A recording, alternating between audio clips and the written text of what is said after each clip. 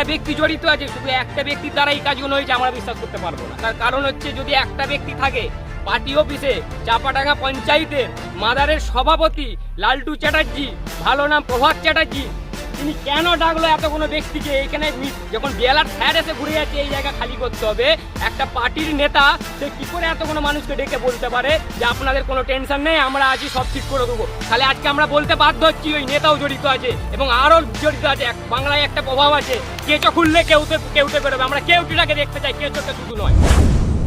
11ই June প্রশাসনিক বৈঠক থেকে সরকারি জমির পরিমাণের হিসাব চেয়েছিলেন মুখ্যমন্ত্রী। সেই মতো নবান্ন থেকে আজকের মধ্যে সমস্ত দফতরে কত পরিমাণ সরকারি জমি রয়েছে তার তালিকা চেয়েছেন মুখ্য সচিব। আর এরই মাঝে সরকারি জমি লুট করে বিক্রি করে দেওয়ার অভিযোগ উঠল তারকেশ্বরের এক তৃণমূল নেতার বিরুদ্ধে। কিভাবে হলো সরকারি জমি বিক্রি? ক্রেতারা কি আদৌ পাবেন সেই জমি?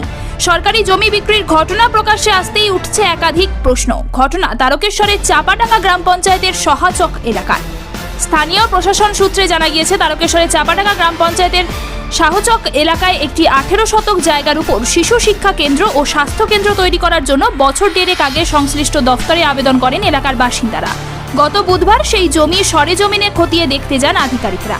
জমির মাপজোক হচ্ছে দেখে ওই জমির ক্রেতাদের চক্ষু চড়ক গাছ। কারণ ওই জমি কেউ 10 বছর তো কেউ 5 বছর আগেই এলাকার এক জমির দালালের কাছ থেকে কিনেছিলেন। এমনকি শতক পিছু 40,000 টাকা স্ট্যাম্প পেপারে চুক্তি করে কিনেছিলেন। যদিও স্ট্যাম্প পেপারে চুক্তি করে জমি কিনলেও অনেকেই সেই জমি রেজিস্ট্রি করতে পারেননি, আবার অনেকের দলিল হয়ে গেলেও পর্চা বের করতে পারেননি। ফলে এই বিষয়ে বারবার প্রশাসনের দ্বারস্থ হলেও মেলেনি সদুত্তর। এমনই দাবি জমি ক্রেতাদের। গত বুধবার জমির মাপজোক হতেই সমস্ত বিষয়টি পরিষ্কার হয়ে যায় জমির ক্রেতাদের কাছে। তারা জানতে পারেন সরকারি জমি তাদের বিক্রি করা হচ্ছিল দালালের মারফত। জমির ক্রেতাদের অভিযোগ, সরকারি জমি বিক্রির মূল মাথা এলাকার তৃণমূল নেতা তথা চাপাডাঙ্গা গ্রাম পঞ্চায়েতের উপপ্রধান প্রভাত চ্যাটার্জি। শুধু তাই নয়, এলাকায় বিঘার পর বিঘা সরকারি জমি এভাবেই বিক্রি করে দেওয়া হয়েছে বলে অভিযোগ করেন এলাকার বাসিন্দারা। একটা ব্যক্তি জড়িত আছে, শুধু একটা ব্যক্তির দ্বারা এই কাজগুলো হয়েছে আমরা বিশ্বাস করতে পারবো না। তার কারণ হচ্ছে যদি একটা ব্যক্তি থাকে পার্টি অফিসে চাপাডাঙ্গা পঞ্চায়েতের মাদারের সভাপতি লালটু চ্যাটার্জি, ভালো নাম প্রভাত চ্যাটার্জি, তিনি কেন ডাকলো এত কোনো ব্যক্তিকে? এখানে যখন বিএলআর স্যার এসে ঘুরে যাচ্ছে এই জায়গা খালি করতে হবে, একটা পার্টির নেতা সে কি করে এত কোনো মানুষকে ডেকে বলতে পারে যে আপনাদের কোনো টেনশন নেই, আমরা আছি, সব ঠিক করে দেবো? তাহলে আজকে আমরা বলতে বাধ্য হচ্ছি ওই নেতাও জড়িত আছে এবং আরও জড়িত আছে। বাংলায় একটা প্রভাব আছে, কেঁচো খুললে কেউটে বেরোবে। আমরা কেউটিটাকে দেখতে চাই, কেঁচোকে শুধু নয়। আমরা কেউটেকে দেখতে চাই, কারণ 10-12 বছর আগে যে জায়গার মূল্যই আমরা কিনেছিলাম, ভালো জায়গা পেতাম, আজকে আমরা যাবো কোথা? কত টাকা মূল্য দিয়ে? আজকে তখন আমরা রেজিস্ট্রি খরচা নিয়ে 1.5 লাখ টাকা করে মাথা পিছু খরচা হয়েছে। 10-12 বছর আগে, আপনি মিডিয়া ভাই আপনাদেরকে প্রশ্ন করছি, 10-12 বছর আগে 1.5 লাখ টাকার মূল্য কত ছিল? আজকের দিনে 1.5 লাখ টাকা মানে 7 লাখ টাকার মূল্য। এই 7 লাখ টাকা আমাদেরকে ফেরত দিতে হবে, নাহলে আমাদেরকে জায়গার পর্চা দিতে হবে। কেন? আমরা সরকারি জায়গা বলে আমাদেরকে বিক্রি করে না। কে করেছিল? ওটা হচ্ছে সাহেব মালিক, ডাকনা মিঠুন মালিক। সে কি বলছে এখন? সে এখন একটাই ধরাছোঁয়া ভালোভাবে দিচ্ছে না। আমরা আছি, যেরকম লালটু চ্যাটার্জি ডেকে পাঠিয়েছিল পার্টি অফিসে, লালটু চ্যাটার্জির কথায় উঠে বসে লালটু চ্যাটার্জি পাঠিয়েছিল। লালটু চ্যাটার্জি চাপাডাঙ্গা পঞ্চায়েতের মাদারের সভাপতি এবং উপপ্রধান চাপাডাঙ্গা পঞ্চায়েতের। সাহেব মালিক কি রাজনীতির সঙ্গে যুক্ত? অবশ্যই যুক্ত আছে।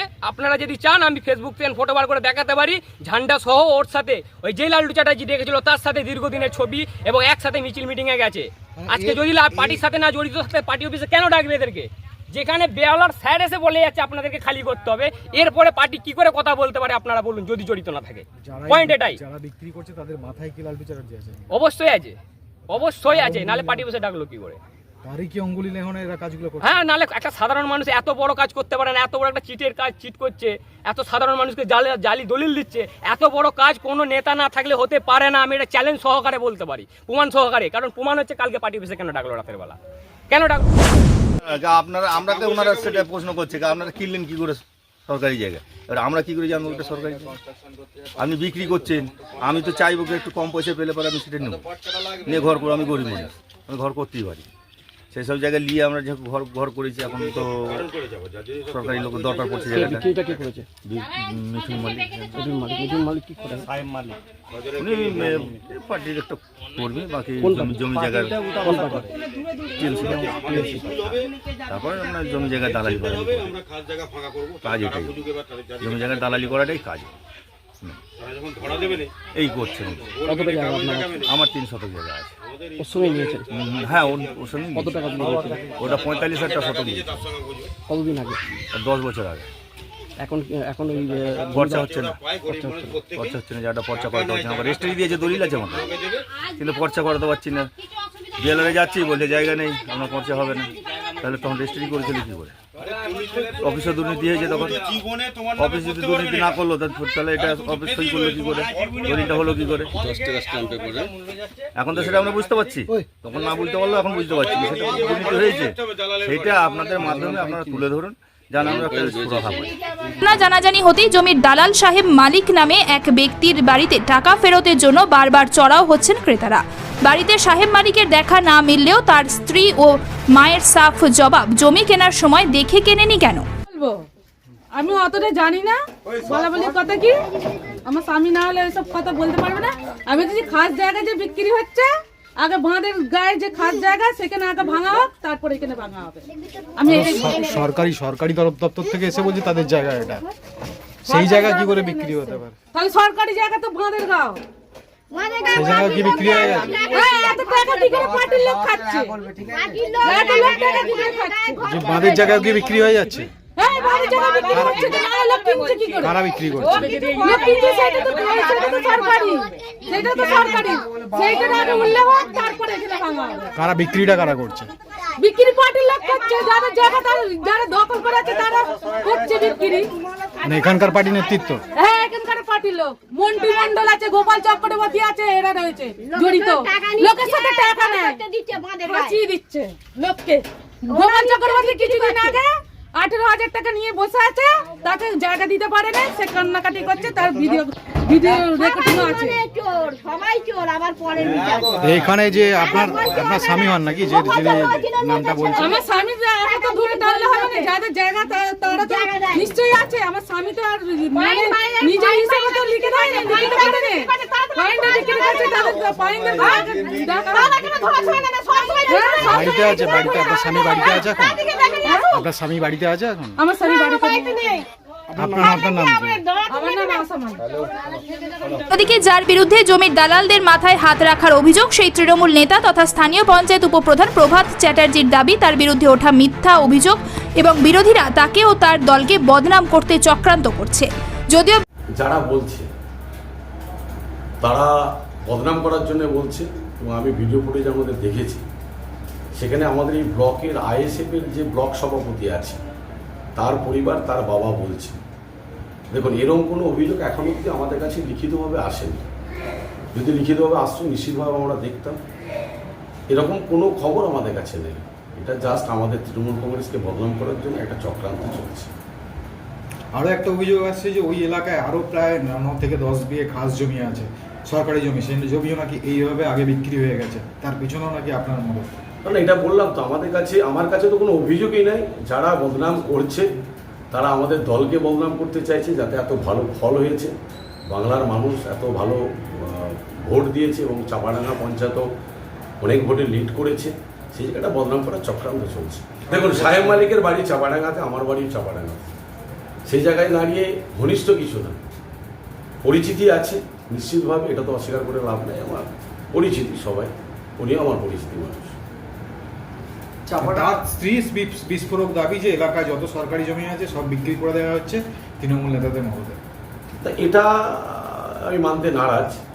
জানি না ওনার লোকালে কি আছে, সেটা আমার খবর নিতে হবে। ওই যখন বলেন না বদল, সে নিশ্চিতভাবে আমরা, যদি আমাদের দলের কেউ জড়িত থাকে, নিশ্চিতভাবে তার উপযুক্ত সাজা আমরা দেব। বিরোধীদের দাবি, এই এলাকায় তৃণমূল নেতা প্রভাত চ্যাটার্জির কথাই শেষ কথা। তার মদতে অবাধে সরকারি জমি লুট করে বিক্রি করে দেওয়া হচ্ছে প্রশাসনের সহযোগিতা। আপনারা দেখুন, আপনারা তদন্ত করুন, এবং আমি মনে করছি শুধু যে ওই ঘটনা তাই নয়, চাপাডাঙ্গা সাহাচক এলাকাতেও এবং গোটা চাপাডাঙ্গা জুড়েই সরকারি সম্পত্তি বিক্রির একটা চক্রান্ত চলছে। এমনকি চাপাডাঙ্গা বাস স্ট্যান্ডে 4-5 শতক জায়গা, কোথাতেও সরকারি ছাড়া বেসরকারি নেই।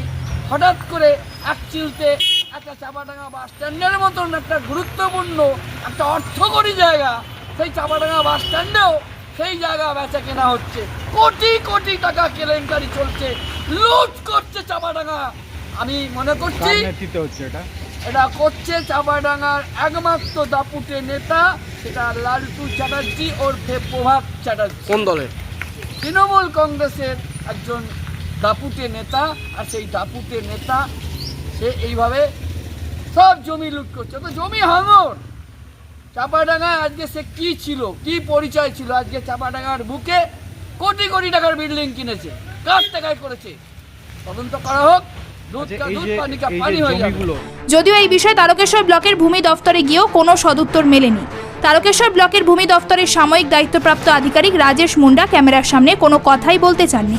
যদিও তারকেশ্বর ব্লকের পঞ্চায়েত সমিতির সভাপতি কৃষ্ণা অধিকারী বলেন, সরকারি জমি বেচা কেনার কোনো অভিযোগ তিনি পাননি। অভিযোগ পেলে খতিয়ে দেখে ব্যবস্থা নেওয়ার আশ্বাস দিয়েছেন। এই ধরনের অভিযোগ তো আমাদের কাছে এখনো কোনো এসে পৌঁছায়নি যে সরকারি জায়গা বিক্রি হয়েছে। যদি কোন ব্যক্তি কিনেছে বা প্রতারিত হয়েছে সেই অভিযোগ কিন্তু আমাদের কাছে এসে পৌঁছায়নি। চাপাডাঙ্গা একটা আমাদের 1 নম্বর খতিয়ানের জায়গা, যেখানে আমাদের একটা চাপাডাঙ্গার ICDS সেন্টার, 235 নম্বর ICDS সেন্টার, সেটা একটা প্রাথমিক বিদ্যালয়ে চলে। সেই সেন্টারটা একটা 1 নম্বর খতিয়ানের জায়গা, যেটা সাচকে, সেটা করার একটা মানে আবেদন ওই এলাকা থেকে এসেছে।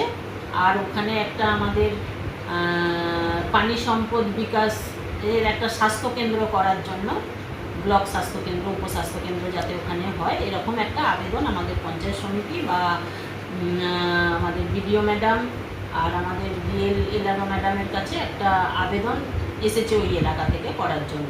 তো সেই জায়গাটা আমরা চেষ্টা করছি ওখানে আমাদের যে 1 নম্বর খতিয়ানের জায়গা আছে সেই জায়গায় করার জন্য। সেই জায়গাটা আমাদের এই 2 দিন ধরে একটা মাপজোক হয়েছে, জায়গা আমরা কিছু পেয়েছি। এবার সেটা টোটালটাই আমাদের BLO ম্যাডামের দায়িত্বে রয়েছে, কিন্তু পূর্ণ রিপোর্টটা কিন্তু আমাদের কাছে এখনো এসে পৌঁছায়নি যে কী অবস্থান কিছু জায়গাটা। নিশ্চয়ই আমাদের কাছে এরকম এই ধরনের কোনো অভিযোগ এলে আমরা সেটা তদন্ত করে দেখে আমাদের প্রশাসনিকভাবে আমাদের BLO ম্যাডাম সহ আমাদের BDO ম্যাডাম আছেন, আমরাও আছি, সেই জায়গায় আমরা খতিয়ে দেখে তার উপযুক্ত ব্যবস্থা নেওয়ার আমরা সিদ্ধান্ত নেব। যে আমরা আগে তদন্ত করে দেখি, অভিযোগ না এলে আমরা কীভাবে দেখবো যে এই জায়গাটা। এদিন একটা মানযোগ হয়েছে আমাদের 1 নম্বর খতিয়ানের জায়গা, সেখানে গতকালও হয়েছে একটা মাপ। সেখানে আমার ভূমি দপ্তরের কর্মাধ্যক্ষ ওখানে উপস্থিত ছিলেন। সেটা কিন্তু টোটালটাই আমাদের BLO অফিসের দায়িত্বে রয়েছে, কিন্তু তার রিপোর্টটা আমাদের কাছে এখনও এসে পৌঁছায়নি যে কী অবস্থায় রয়েছে। আমরা খবর পেয়েছি যে আমাদের BLO ম্যাডাম একটু অসুস্থ আছেন, উনি 1 সপ্তাহ ছুটি নিয়েছেন। উনি এলে এটা আমরা দেখব কী অবস্থায় আছে।